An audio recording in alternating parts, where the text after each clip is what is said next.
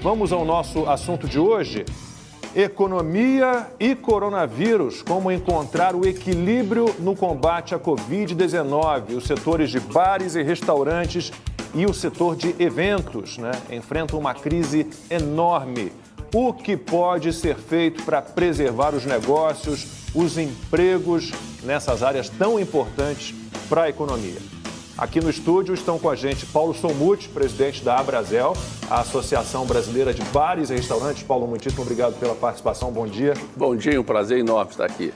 E também com a gente aqui, Doreni Caramori Júnior, presidente da ABRAP, Associação Brasileira dos Promotores de Eventos. Doreni, bem-vindo, bom dia. Bom dia, Lacombe, bom dia, Amanda, Silvio, Rodrigo. Obrigado pela oportunidade. Doreni tem números do setor de eventos que a gente brincava aqui, porque é dramático, mas a gente acaba rindo, é tragicômico. Bom dia novamente, Zero. O nosso número é zero, Hoje, há 9 meses, indo para o 10º mês, 97% das empresas têm zero faturamento. E no nosso caso, o desespero ele vai se estender e ele vai piorar porque o setor se organizou para ter a sua retomada, Você teve a crise, os setores foram retomando, o nosso setor, como esperado, era o último da fila. Os operadores, desde as pequenas empresas, médias empresas, fornecedores, todo mundo se organizou para ter uma retomada gradual e segura a partir de setembro, outubro, e esse movimento foi acontecendo. Então agora você tem um impacto de andar para trás, ou seja, está todo mundo no zero desde março e você ainda anda para trás com uma perspectiva, Então há pessoas que entendem que talvez fique 15, 18 meses com faturamento zero, Isso o setor está à beira de um colapso de fato. E o importante é até comentar, porque as pessoas acham que evento é o dono da feira, o dono do congresso, o dono do show, o dono da casa, nada disso. Isso é só um elo da cadeia. Você tem artista, fornecedores, seguranças, garçons, prestadores de serviço de todos os níveis, de todos os poderes aquisitivos e todos vulneráveis nesse momento. Há 9 meses, com um reciclo de vulnerabilidade agora, porque algo que se tinha uma luz simplesmente apagou a luz do fim do túnel. Na verdade, ela veio de encontro a você, Assim, e é um setor que representa mais de 4% do PIB brasileiro. 4,32%, São 2 milhões de empregos entre diretos e indiretos, mais entre 1 e 2 milhões de informais, Então, assim, é um setor altamente empregador, altamente integrador e completamente abandonado, do ponto de vista de políticas públicas de compensação, Acho que é isso. Paulo, Não diga, Amanda, vamos lá. Não, eu queria tentar mapear mesmo, fazer um diagnóstico desses dois setores. O quanto caiu, você falou no drama humano, mas para a gente tentar representar isso antes com números, o faturamento, o emprego, quantos estabelecimentos fecharam e como tem sido essa retomada? Bom, Amanda, nós tínhamos 1 milhão de estabelecimentos gerando 6 milhões de empregos em março. Nessa caminhada aí de 6 meses de quarentena, das mais longas que a gente tem notícia no planeta, nós perdemos 30% das empresas e 1,5 milhão de empregos. Você está falando de restaurantes, bares, restaurantes, lanchonetes, o que a gente chama de setor de alimentação fora do lar. Isso eu não estou falando, por exemplo, do que mencionou o Doreni aqui, a cadeia produtiva, que vai desde a pessoa que lava o carro na porta, que guarda, o pequeno prestador de serviço, nós estamos considerando só empregos diretos. Então, você tem essa queda brutal, o faturamento caiu 70%, 80% quando ele estava limitado ao delivery, vem retomando, em alguns lugares de uma maneira muito positiva. O Brasil é muito diverso, a política pública de apoio também foi muito diversa. Então, você tem um Nordeste que está melhor, um Centro-Oeste. São Paulo sofre de uma maneira atípica. Para você ter uma ideia, nós acabamos de fazer uma pesquisa, 53% das empresas que abriram a porta, reabriram, estão fazendo prejuízo. Aqui em São Paulo, esse número é de 65%. Tem um impacto do home office, tem questões que a gente não entende muito bem, por exemplo, por que não pode usar as calçadas? No mundo inteiro se recomendou o uso do lado externo, mais airejado, compensa a redução do espaço. Mas aí não pode usar. Aqui não pode. E no ambiente externo a contaminação é muito baixa, muito rara, inclusive. São Paulo foi na contramão disso. Então você tem São Paulo numa situação mais difícil que o resto do Brasil e ainda o home office, porque as grandes corporações aqui são mais frequentes.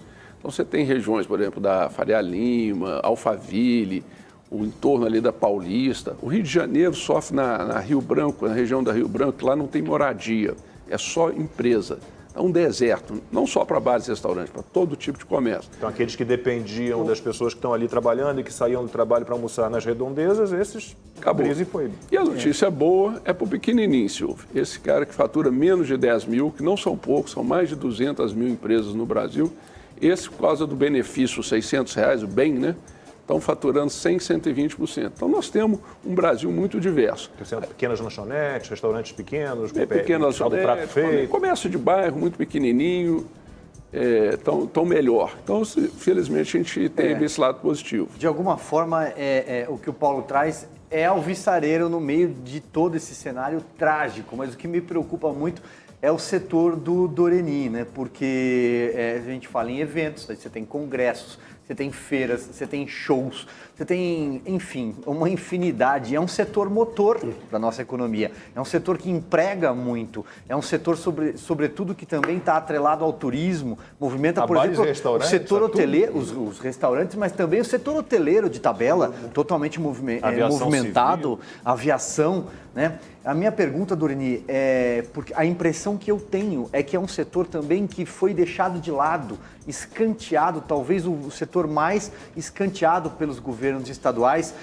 Há alguma interlocução aberta com nas grandes praças? São Paulo, Rio, por exemplo. A gente conviveu a crise, né, em etapas. Né? A primeira etapa, onde o desespero foi geral de todos os setores, e o governo federal atuou de maneira horizontal, né? Atuou em políticas que atendiam todos os setores. É lógico que a grande maioria delas, como atendiam todos os setores, também atendeu o mercado de eventos.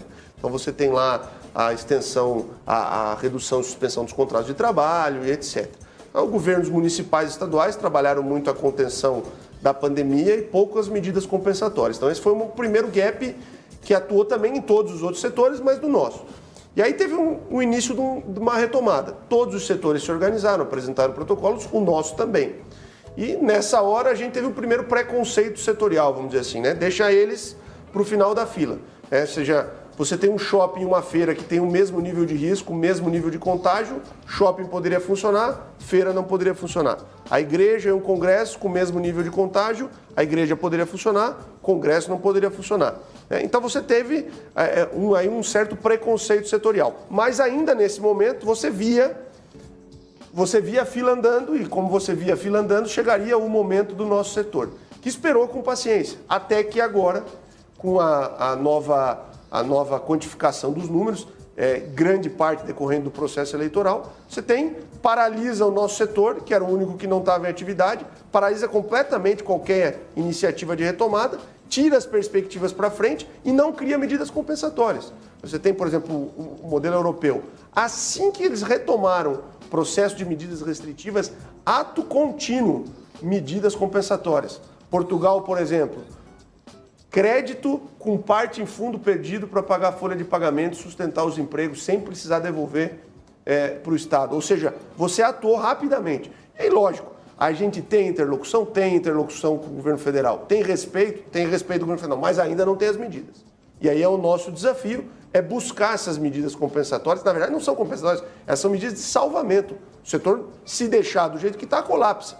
Né? Falando de números um pouquinho, quer dizer, no caso do nosso setor, nós também tivemos cerca de 30% das empresas que fecharam, mas o nosso setor tem um risco muito grande que as empresas não reabrir. Elas oficialmente não declararam que estão fechadas, mas com o tempo passando e a indisponibilidade de capital de giro, elas não conseguem programar um novo evento. Então você precisa entregar um novo evento. A hora que tu vai entregar um novo evento, né? E no nosso caso com um adicional. Não existem 2 carnavais, não existem 2 réveillons, não existem 2 festas de peão de Barretos, existe uma. No ano que vem, ela até pode vir a acontecer, mas nunca vai retomar o faturamento do ano anterior. Né? Então, essa é uma perspectiva, você não consegue ter margem para buscar o endividamento para trás. Então, o grande desafio do nosso setor é realmente manter ele respirando. Porque diante das limitações da retomada, nem dá para se falar mais em retomada consciente nesse momento. Precisa manter o setor respirando. Aí depois nós vamos falar em retomada. O governo federal até deu, assim, ele permitiu que, por exemplo, Simples fosse pago, né, com alguns meses depois do vencimento. Né? As medidas iniciais que atuaram em todos os setores atuaram também arrefecendo os desempregos. Eu acho, por exemplo, a gente tinha uma estimativa de até 800 mil desempregos. desempregados. A gente calcula que chegou perto dos 500 mil. Então, essas medidas seguraram, retiveram demissões e tal. O problema é que, como elas eram multissetoriais, o que funciona agora para setores que já saíram da economia não funciona mais para nós. Exemplo, a partir de janeiro, suspensão do contrato de trabalho e essas medidas voltam à normalidade. Para todos os demais setores, ok, eles vão voltar a pagar o colaborador 100%, vão voltar por todo mundo à atividade, e o nosso, que não consegue operar. E o mais difícil disso tudo, né, e aí entra na questão da humanidade que o Paulo comentou no começo, é que assim, não é que o setor está mal por uma questão tecnológica ou por uma questão de erro de estratégia do empreendedor e tal. Ele fez tudo o que ele podia e não consegue operar porque ele é obrigado a ficar fechado. E aí governos estaduais e municipais talvez tenham falhado nisso, né? Quer dizer, Constantino, trazendo você para a conversa, assim, descontos de SS, CMS, IPTU, isso não tenho notícia de que tenha acontecido. Constantino. Exatamente, Lacombe, eu queria pegar nesse ponto, né, porque o que o Paulo e o Doreni estão apontando é o sintoma, né, e estão cobrando com toda a legitimidade compensação do governo, principalmente federal, e que houve ali uma falta talvez de calibragem em relação a quem está sofrendo mais, que merecia políticas específicas. Mas eu quero voltar na causa. Eu sempre trago esse tema aqui porque a pandemia não é sem precedentes, mas a reação a ela sim. E eu quero lembrar que o governador de São Paulo, por exemplo, que é a locomotiva da economia brasileira e que é também um dos piores estados em termos de óbito, né, foi um dos mais radicais com lockdown, com quarentena. E o próprio governador, assim como o presidente da Câmara, Rodrigo Maia, e outros governadores, eles no início repetiam uma falsa dicotomia entre economia e vida. Agora é hora de olhar para a saúde, para a vida, depois a gente pensa na economia. Quem está falando em economia agora está preocupado com bolsa de valores. Usaram esse discurso demagógico. E a gente está vendo o seguinte, economia é vida.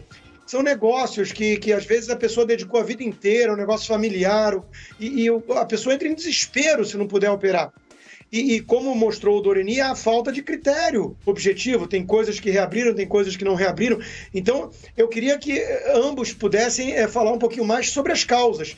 Se eles identificam que houve esse erro, essa histeria excessiva, até mesmo esse autoritarismo com um pseudo-respaldo, né?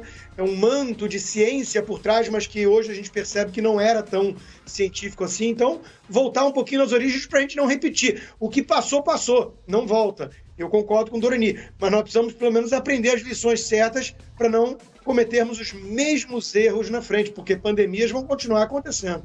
Paulo, pode começar. Claro. Primeiro, eu concordo que o Dória foi um dos piores gestores aqui no momento. Primeiro, ao fechar o estado de São Paulo inteiro, sem nenhum apoio na técnica, porque havia a região metropolitana que precisava de uma ação, a meu ver, até mais dura do que houve, e o interior, o vírus foi chegando aos poucos. Isso gerou um exemplo que replicou no Brasil inteiro e nós fechamos precocemente o país, a meu ver. O que acontece? Primeira vez, nós estamos encontrando um episódio único, que é a campanha eleitoral.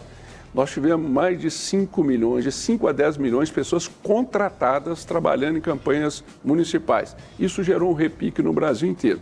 Então, nós precisamos acertar no diagnóstico para não errar na solução. Então, quando o governador toma aquela medida e coisas como acabamos de falar aqui, não abre as calçadas, você vai replicando. Um lugar não pode álcool porque o álcool pode, um lugar pode funcionar. Toda essa imprevisibilidade, você não sabe. Eles falam que trabalham com ciência, mas como pode ter uma ciência que varia tanto de um estado para o outro? Como pode ter uma ciência que varia tanto de uma cidade para outra? Não há apoio nenhum em ciência. Há um conjunto de governantes que muitas vezes atuam baseado em suas crenças, nos seus consultores. No final das contas, é impossível prever as coisas. O aprendizado vai ser duro e difícil, viu, Rodrigo? Porque a gente ainda vai ter que tirar fora essa fumaça toda. O Doreni falava uma coisa aqui, estamos sofrendo aí. Como que vai ser a retomada da atividade nesse setor? Porque é um setor que você planeja com 6 meses antes, 7 meses antes, 1 ano antes um evento. Se não há nenhuma previsibilidade, se a regra do jogo não consegue ser determinada, por exemplo, olha, quando o indicador estiver desta forma, X meses depois vocês vão poder fazer eventos. Não, aqui não existe ciência, não existe respeito a quem empreende e nem ao cidadão. E o cidadão, ao meu ver, deixou que essa bagunça acontecesse. Uma boa parcela dele aceitou trabalhar no discurso do gogó da ciência. Ciência é número, ciência tem que ser comprovada, ciência tem que ser... Porque a gente chega e critica, por exemplo, o tratamento precoce. E ciência envolve questionamento, tese, né? Tese, discussões, estatísticas. A gente avisou, Belo Horizonte é uma cidade fácil de acompanhar, porque eu estou lá, acompanho diariamente, e eu tenho um dos prefeitos mais duros aí, né, na gestão. Nós tivemos uma campanha, tivemos 1.300 candidatos. Eu conheço candidato que mobilizou na sua equipe 400 funcionários. Mas vamos falar numa média aí, sei lá, de 10, 20. Nós estamos falando de 30, 40 mil pessoas que circularam todos os dias, em todos os lugares. Todos os lugares que você vê aí, você tem um político que pegou Covid. Ontem eu fiquei sabendo lá na pousada Rio Quente, os 3 candidatos no dia seguinte à eleição falaram que estava de Covid. Em Goiás? Em Goiás. Rodaram de Covid o tempo todo. Passou a eleição, aqui o Dória passou a eleição, resolveu dar medida falando que não ia fazer. Belo Horizonte não foi diferente, só que lá nós tivemos primeiro turno. Nós terminamos a eleição no primeiro turno com um RT, que é a quantidade que contamina o próximo, né? Quantos contamina o próximo, em 1,18, 16, aos padrões que a gente vinha enfrentando. Caímos uma semana depois para 1,08, 2 semanas depois para 1,02. Agora estamos 1,05, 1,06. Os indicadores que o prefeito definiu, ocupação de leitos e ocupação de leitos de enfermagem de UTI, estavam no verde, melhores do que quando ele retomou a atividade. E qual foi a medida tomada? Com todos os indicadores melhores, proibir o álcool. Então, aonde está a ciência, aonde está a previsibilidade? É impossível empreender, Rodrigo, sem conseguir entender o que eles estão chamando de ciência. A ciência tem que ser exata, ou pelo menos ela tem que ter parâmetros conhecidos. Aqui no Brasil não tem. Ô Paulo, eu acho que assim, é até um pouco só para a gente fazer uma depois do Dorini fala, então. Na verdade, a gente viu, infelizmente, o setor de serviços, eu entendo, tenho pessoas conhecidas que trabalham no setor de serviços que sofrem com isso, mas foi o setor que mais sofreu no mundo inteiro, né? O fechamento de bares, restaurantes, eventos, não aconteceu só aqui no Brasil, aconteceu no mundo inteiro. As medidas variam de cidade ou para estado, você tem a ciência aconselhando, mas acima disso você tem decisões políticas que são tomadas de um lado ou de outro, né? Eu acho que talvez a resposta, eu entendo quando você fala, mas por que não abrir as calçadas, seria muito melhor colocar as mesas de fora, eu entendo que tem soluções que parecem pouco racionais ou pouco efetivas, que algumas coisas pudessem ser mudadas, mas eu acho que a gente vê o histórico dessa pandemia, a curva de casos, a gente acompanha que, como é um vírus respiratório, ele se propaga pelo contato entre as pessoas, infelizmente, né, os lugares que geram maior aglomeração são os lugares que mais sofreram. Acho que talvez a resposta esteja no que o Dorini falou, de medidas compensatórias adequadas e de uma abertura muito organizada, né? Lógico que esse é o objetivo de todos. Obviamente não tenho como discordar em nada do que o Paulo comentou antes, mas sem se apegar ao retrovisor e olhando assim mais no momento, quer dizer, primeiro é de se esperar que os governos estaduais e municipais tenham aprendido com esses 9 meses. Então, temas que demoraram mais para acontecer no primeiro ciclo deveriam ser mais óbvios e mais rápidos agora no segundo ciclo. E não está acontecendo. O que o Paulo falou com relação ao planejamento. Então é o seguinte, fechou tudo e agora virou a vacina.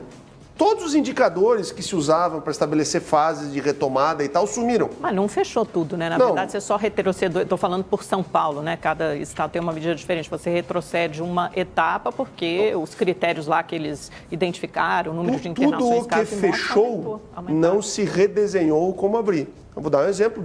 Bahia. Na Bahia, o governador vai para a televisão e diz que não haverá festa de Réveillon e não haverá festa de Carnaval até ter vacina. E os critérios que se desenvolveu nesses 9 meses, nada? Não tem nenhum critério objetivo para retomar planejamento, zero. E critérios contraditórios. Mas será que é possível ter essas grandes festas agora? Aí que tá. A gente só vai chegar nas grandes se começar pelas pequenas. Se a gente não voltar com protocolos coerentes, vou repetir, por que shopping pode e feira não pode? Qual é a diferença de protocolo? Eu entendo o que você fala, eu só vejo que agora a gente está realmente numa fase de repique. Veja, né? eu então reconheço a fase, voltar. mas os indicadores eles não mentem. A hora que o indicador voltar, o protocolo está firme, a gente pode voltar a olhar para esse protocolo? Cadê essa previsibilidade? Segundo aprendizado, medidas compensatórias. Faz sentido casa que está fechado por obrigação governamental não ter nenhuma extensão do IPTU? Nenhum. Não faz sentido nenhum. Então é o seguinte, medidas compensatórias do governo federal, não há dúvida que a gente está olhando mais para o governo federal. E as medidas do governo estadual e do municipal? Não, você tem razão, Ninguém aprendeu com isso? Já se sabe o setor que sofre mais. Não precisa mais empirismo. Já se sabe, passou 9 meses. Não vai fazer nada para o setor? Não, é verdade, por isso eu que o boleto concordo não com parou você. de chegar, né? Esse é o ponto. Pessoal, O boleto talvez não parou de tenha um olhar chegar. setorial, né? Eu preciso dar um recado rapidinho. Rodrigo, daqui a pouco você fala. Falávamos agora há pouco aqui de ciência, né? Anticiência, critérios, falta de critérios. A gente lembra que, por exemplo, nas eleições municipais, o prazo de votação foi estendido, né, como uma medida para evitar aglomeração. E agora, aqui em São Paulo, os restaurantes, o prazo de funcionamento foi reduzido, então não há muito critério. Doreni falava um pouquinho sobre isso e tem uma pergunta para a gente retomar de onde você parou, daqui a pouco eu passo a palavra ao Rodrigo, o Silvio também, da Fátima Rosa, que nos acompanha pelo YouTube. Qual a previsão para a retomada de grandes eventos no Rio e em São Paulo para o ano que vem? E as medidas de prevenção vão continuar mesmo com a vacina, com a chegada de uma vacina? Bom, Fátima, assim, essa é uma resposta que eu também gostaria de conseguir nos responder. Existe um protocolo pactuado com o setor público, tanto em São Paulo quanto no Rio.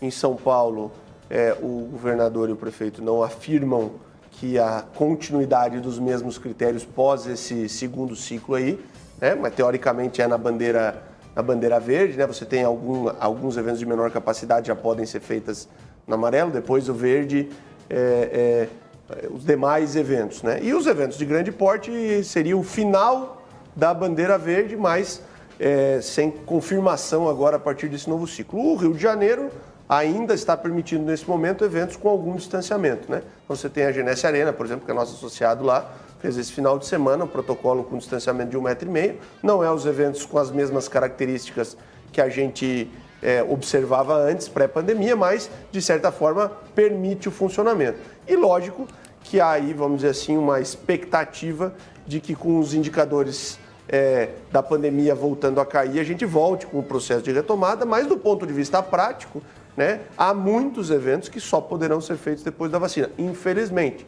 É a realidade prática que a gente está vendo depois do debate com os estados. E aí, diante disso, tem gente que realmente enxerga que alguns eventos da grade só vão poder fazer, né, no meio de 2021, o que traz um nível de colapso, né, e de insegurança ao nosso setor desproporcional e gigantesco, né? Antes do Silvio e do Constantino, temos um Twitter que nos chegou aqui, olha, Davi Cabanhas.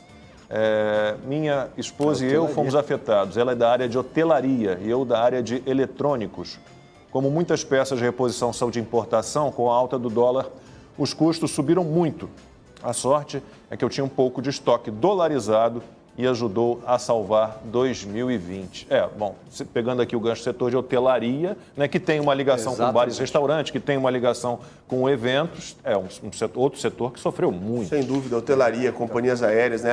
Eu sou sensível à dor de todos os setores, né? Sempre preciso pontuar que a nossa dor ela é um pouquinho maior, mas todos os setores sofreram muito, esses dois de serviços, né? Como um todo, turismo como um todo, né? Teve um impacto muito forte, contrário, negativo. Felizmente, alguns deles voltam a ter alguma tração, né? Mas esses dois, hotelaria e aéreas, são os exemplos de setores que tiveram um grande que é o grande guarda-chuva é o turismo, né? O Doreni, a impressão porque o turismo, como eu disse agora há pouco, ele é motor da economia e tem cidades, tem determinados lugares que vivem do turismo, são estâncias, são balneários, são lugares turísticos. Só fazer dois apontamentos. O primeiro, quando muito se falou aqui sobre determinados protocolos científicos para funcionamento de bar e restaurante, eu realmente tenho alguma dificuldade em entender por que, por exemplo, o vírus te pega de pé dentro do restaurante, mas ele não te pega sentado ou vice-versa. Porque quando você senta, você pode tirar a máscara, depois, se você levantar ali, imediatamente alguém vai te cobrar para que você coloque a máscara. Por que o vírus ele é notívago? Em alguns lugares ele te pega na madrugada, no final da noite, mas na hora do almoço não. Eu tenho algumas dificuldades em relação a isso, mas queria trazer aqui uma questão, Doreni, porque é o seguinte, no começo, especialmente da pandemia, a gente assistiu, acompanhou as tais lives de artistas, especialmente os músicos, né?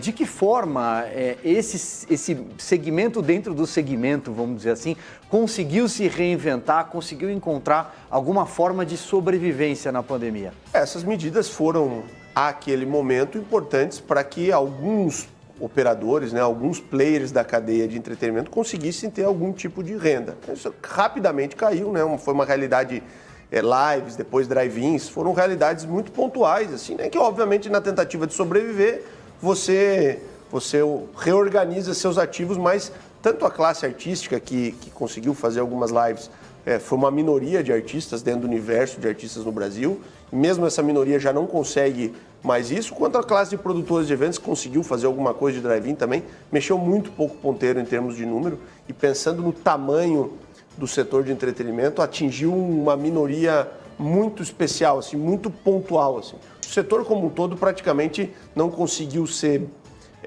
oxigenado por iniciativas como lives, drive-ins, etc. Assim, isso foi realmente muito mais algo, cases assim, para você comentar, do que algo que efetivamente impactou a vida do setor. Paulo Sommuth pode falar daqui a pouquinho sobre as entregas, né? Será que as entregas preencheram aí uma lacuna? A crise atingiu diretamente bares e restaurantes. Será que as entregas salvaram de alguma forma, né? Mas deixa eu cumprir aqui a fila, passar a palavra ao Rodrigo Constantino. Constantino. Lacombe, eu quero voltar nessa questão de que o que mais me preocupa é a causa. Porque até a Amanda colocou que o mundo inteiro fez isso. Bom, em primeiro lugar, não é bem isso, né? Países como Suécia, Japão, Taiwan não fizeram esse tipo de fechamento irrestrito, como a Argentina, por exemplo, fez, e com resultados catastróficos. Então esse é o primeiro ponto. Segundo lugar, eu tenho muito medo da tirania dos especialistas que falam em nome da ciência, mas seguem ideologia. Nós já apontamos aqui no programa várias contradições e incoerências dessas medidas erráticas e imprevisíveis, e poderíamos passar o programa inteiro só falando isso. Mas vamos pegar o caso do lockdown.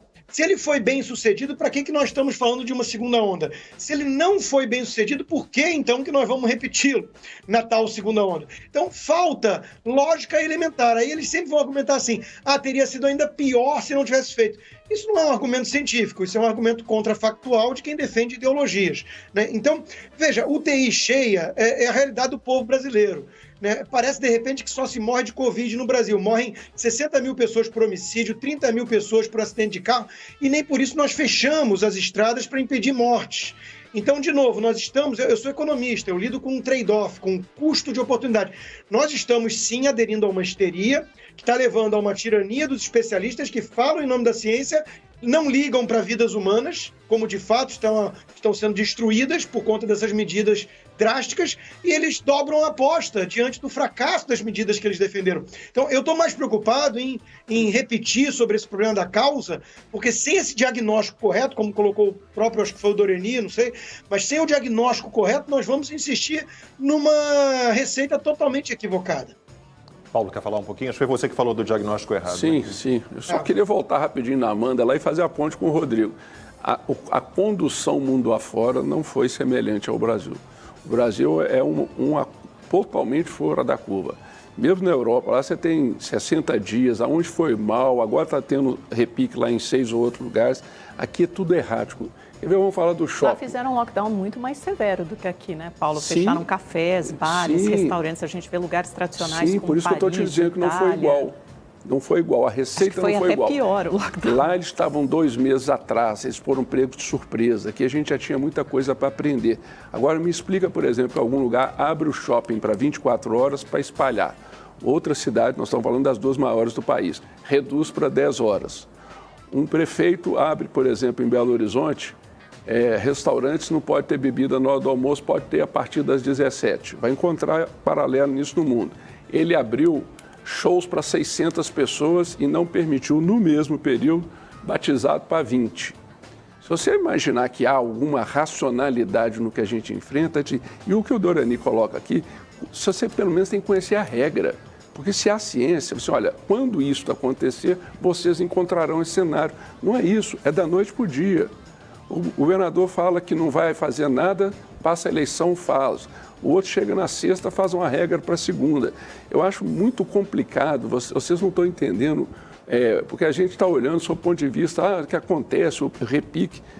O que está acontecendo no Brasil é insano, não há nenhum padrão, nem com referência mundial, nem com referência por aqui. Não, se a preocupação fosse discordo, aglomeração, a gente pensar no transporte público, por exemplo, a capital paulista teve uma redução na frota de ônibus, no auge do confinamento, levaram para 70%. Por quê? Porque se não levassem, como caiu o número de passageiros, a prefeitura teria que gastar ali 2 bilhões, 3 bilhões de subsídios. Aí dói no bolso da prefeitura, ela vai e reduz o número de ônibus da frota. E as pessoas que se aglomerem. Não, e fazem vistas grossas, porque o estudo da UFMG, e aí a ciência, feito pelo Departamento de Medicina, fala que o lugar que mais se contamina no Brasil é nos ônibus.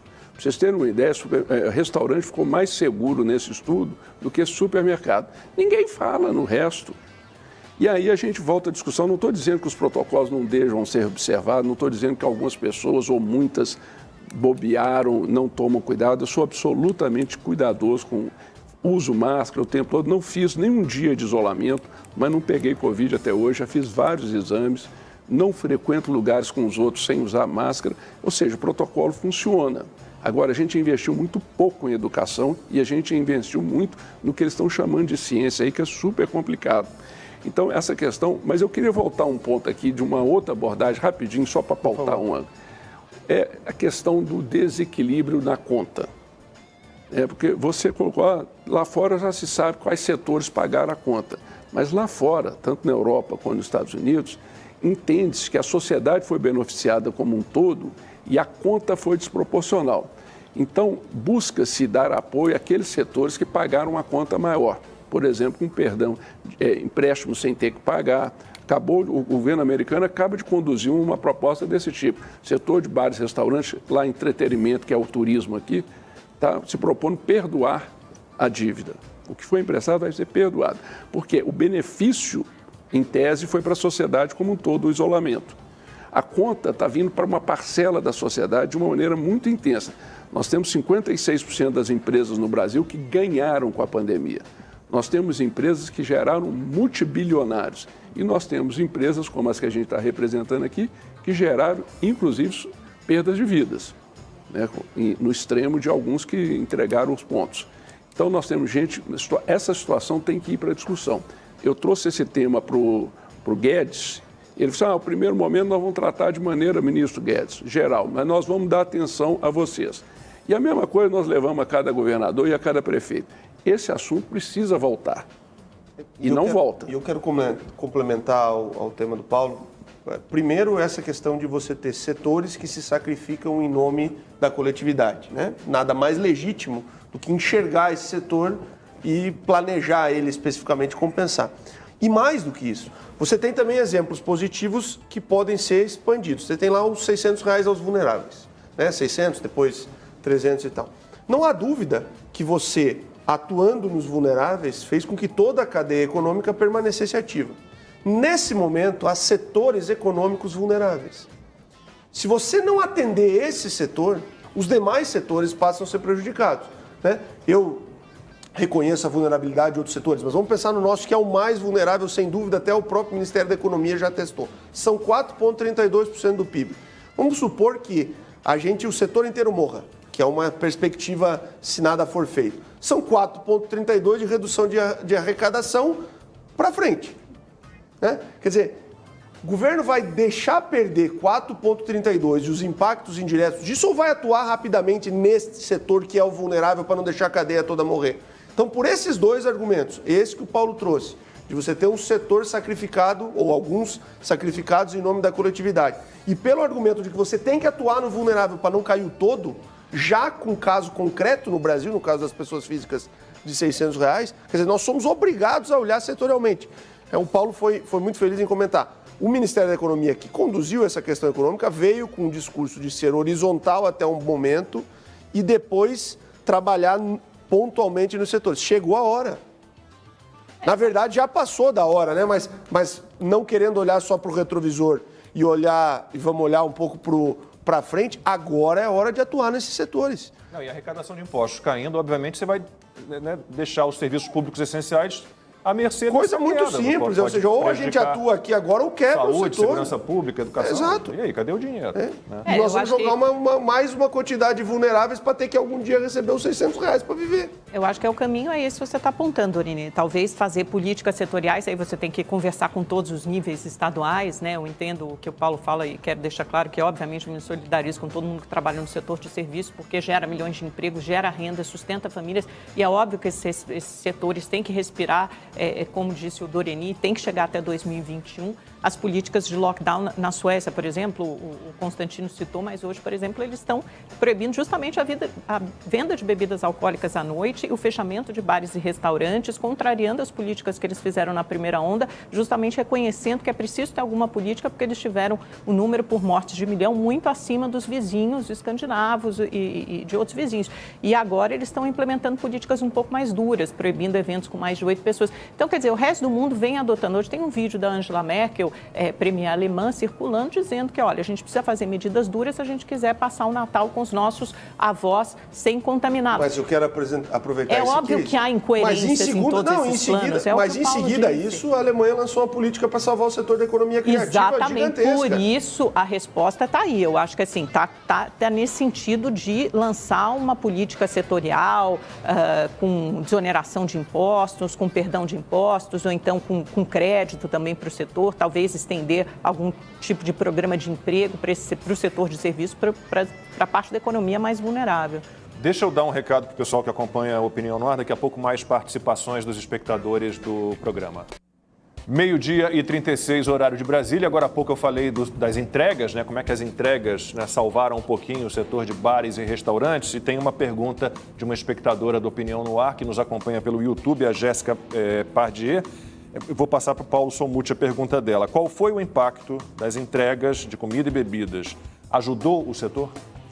Sem dúvida, Jéssica, mas não foi o que se imaginava. Muitas vezes achava, o setor vai viver em torno do delivery, da entrega. Não, impossível. O que foi de bom nessa coisa?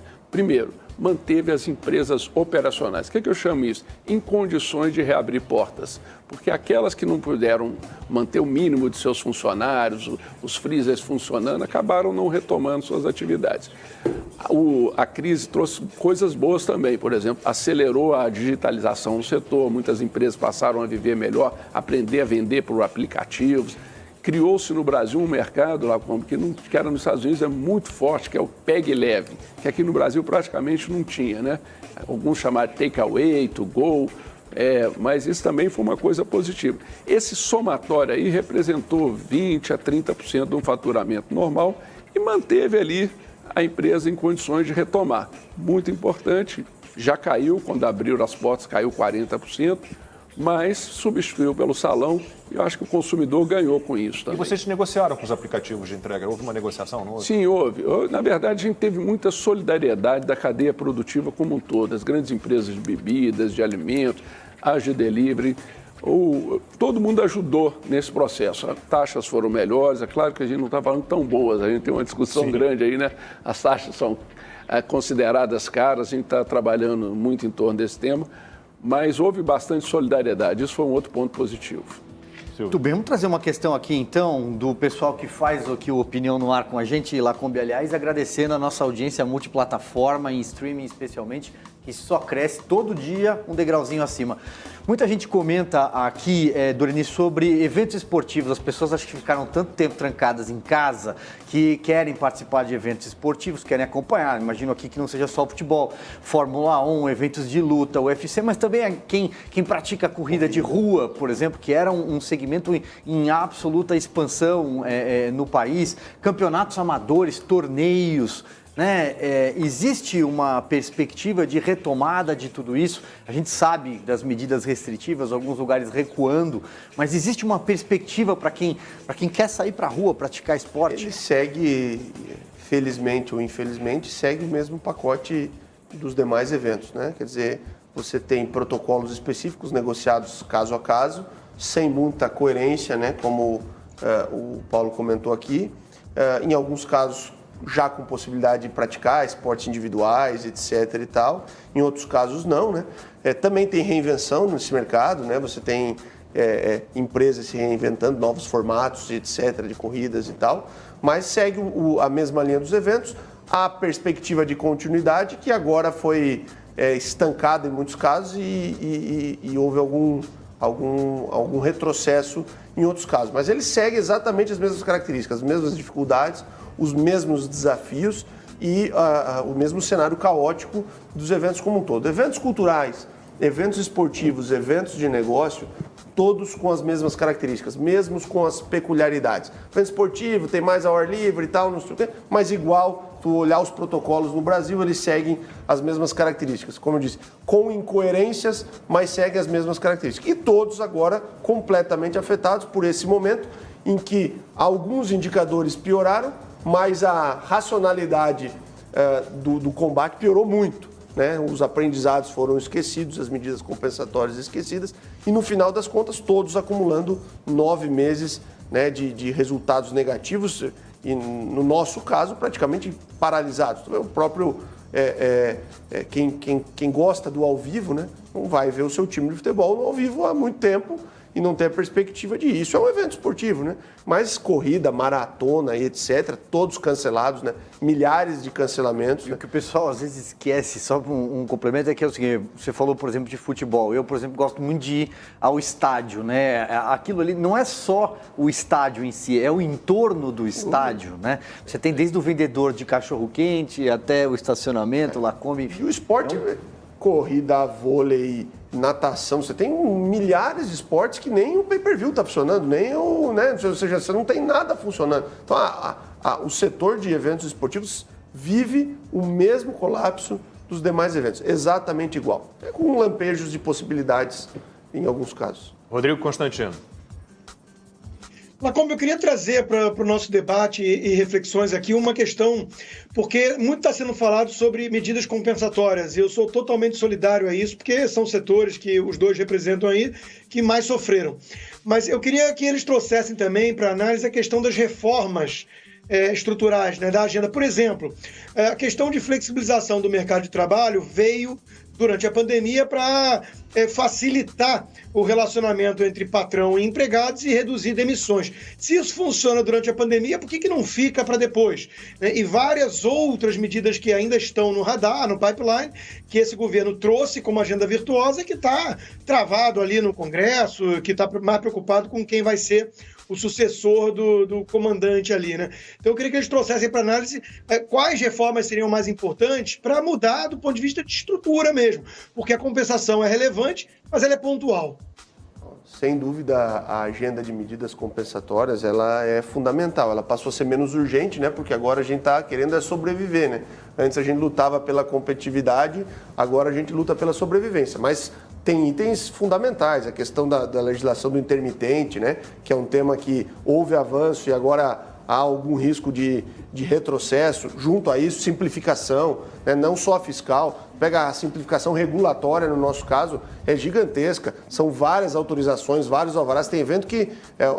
tem um exemplo de um evento grandioso no Rio, por exemplo, que são 62 autorizações para o evento funcionar. Então, você tem isso. No nosso caso, a gente ainda convive com aquela legislação arcaica da meia entrada e etc., que é um outro tema que geraria um debate como esse, né? Tudo isso é fundamental ao nosso setor. Infelizmente, a gente teve que abandonar por um tempo as pautas estruturantes e competitividade, porque hoje a gente luta para sobreviver. Não adianta eu discutir margem mais, eu agora tenho que discutir estar vivo, né? Conseguir dar os próximos passos. Mas, Rodrigo, você são questões altamente relevantes e fundamentais ao nosso setor e a todos os setores, imagino, essa questão das medidas de competitividade, e a gente vai voltar a tratá-las, elas vão voltar a ser oportunas se a gente conseguir passar essa arrebentação aí dos próximos meses. Paulo, quer falar um pouquinho da questão trazida pelo Constantino? Eu faria um destaque muito especial para o trabalho intermitente, porque o trabalho intermitente está ameaçado no Supremo, né? Veio o voto do relator contrário. O trabalho intermitente é usado em todo o mundo. Não tem um país hoje no planeta que não tenha um trabalho intermitente. Viemos aqui com o voto do relator contrário. Felizmente já está 2-1 a favor, suspendeu-se por pedido da Weber, da ministra Weber, mas ele é fundamental para o setor de evento, ele é fundamental para os bares e restaurantes. Na maior parte do mundo, metade da mão de obra do nosso setor é trabalho intermitente, lá fora chamado part-time, por chamada. Não é? Então, isso é uma ameaça enorme. Outra questão de reforma que poderia entrar, nós estamos hoje com quase 40% dos jovens desempregados. O desemprego no Brasil está em massa, a gente precisa dar um andamento a essa questão. A questão, o ministro falou por muito, né, em desonerar a folha para permitir a contratação. Estão falando aí fazer isso por 1 ou 2 anos. Acho que nós precisamos refletir sobre o custo do trabalho no Brasil. Nós precisamos dar mais flexibilidade, porque é muito ruim você viver num país em que você tem 20, 30, 40 milhões de pessoas sem condições de ter um emprego formal. E o empresário, nesse momento, ele precisa dessa flexibilidade, porque ninguém vai contratar. E uma coisa que faltou dizer aqui, no Vale por Evento, Vale para Todo Mundo, a medida provisória que permitiu a suspensão dos salários e a redução de jornada exigiu como contrapartida que você não demitisse por período igual. Então, você ficou 6 meses usando, por exemplo, suspensão de salário, caso de eventos. Ele não vai poder retomar, ele vai ter que pagar 6 meses de salário sem poder... O benefício se perde no Então, imposto de nós serviço. precisamos resolver essas questões trabalhistas no Brasil, precisamos encontrar algo melhor. Eu sei que é um debate caloroso, mas ele precisa ser enfrentado pela sociedade se a gente quiser dar emprego, especialmente para o jovem. Trabalho intermitente é fundamental, favorece de maneira muito importante o jovem, favorece o setor de serviço e o consumidor. Amanda, quer falar? Eu tenho uma pergunta, mas fique à vontade. Não, eu acho que é interessante isso, quando você fala do fim, eu tenho uma preocupação com isso, né? Porque a gente vai chegar ao final do ano com o fim do auxílio emergencial, que beneficiou o setor, vocês já falaram, principalmente para pequenos, né, lanchonetes, restaurantes, você vai ter o fim dos programas de emprego, a redução de salário de jornada, e parece que não vem nada no lugar. O fim das carências, dos empréstimos, do Simples... Do Pronamp, exatamente. Vai ser um caos. Já está sendo, né? Já está sendo. E o caos aumenta para quem não conseguiu voltar. Porque quem voltou vai discutir se tem margem suficiente para fazer frente a isso que acumulou. É uma discussão, sem dúvida é uma discussão. Esses setores precisam reconhecer se eles conseguiram margem nesse tempo para fazer frente a isso. E o setor está parado. E esse setor nem margem dá para discutir, quer dizer, como disse Paulo, a gente sem dúvida, a grande maioria de que conseguiu segurar a sua equipe, porque nosso setor de talento é tudo, né? Quem conseguiu segurar a sua equipe, segurou alicerçado um programa governamental de êxito, que foi um programa construído considerando que a gente teria uma retomada econômica, que em muitos setores também aconteceu. Agora, e nos setores que não aconteceu? Então agora eu não posso nem demitir mais porque a indenização para demitir não compensa. Aí tem que pagar o salário cheio parado, lá no 10º mês. A situação é brava. Mas vocês estão numa interlocução com o governo federal? Existe alguma sinalização de... Existe interlocução com o governo federal, a gente não pode ser injusto e não reconhecer isso. Agora, lógico, a gente precisa avançar além da interlocução, né? Destravar essa lógica de que todas as medidas precisam ser macro, começar a olhar micro. O problema é alinhar o diagnóstico. Porque como a interlocução entre os nossos governantes é muito ruim, você não consegue alinhar o diagnóstico. Como é que o governo federal, por exemplo, vai prever que vai ficar fechado eventos? Hoje, quem decide isso é prefeitos e municípios. Então, você está numa situação muito difícil, porque como a regra do jogo não é conhecida, e ela varia no país inteiro, eu converso quase que diariamente com a Secretaria de Trabalho, a gente conversa diariamente com o Congresso. Primeiro, o governo está amarrado, porque eu só podia dar medida até 31/12. Ou seja, o Congresso precisa esticar a lei de calamidade, se for o caso. Segundo, a gente precisa conhecer o cenário que você precisa da ajuda. Paulo, podemos concluir daqui a pouquinho? Deixa eu dar um recado para o pessoal que acompanha o Opinião no Ar.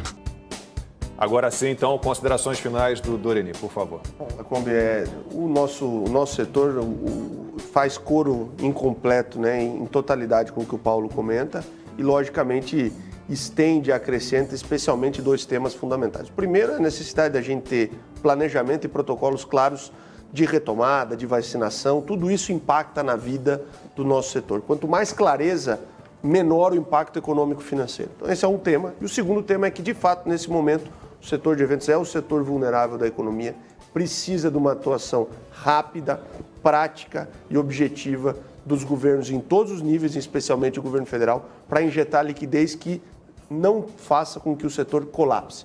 É crédito, parte dele é fundo perdido, a permissão da extensão dos prazos de carência, de tributos e tal, para conseguir manter o setor respirando. Em algum momento, ele conseguir voltar a olhar para a retomada, a competitividade e tal. Nesse momento, a palavra de ordem no setor de eventos chama-se sobrevivência.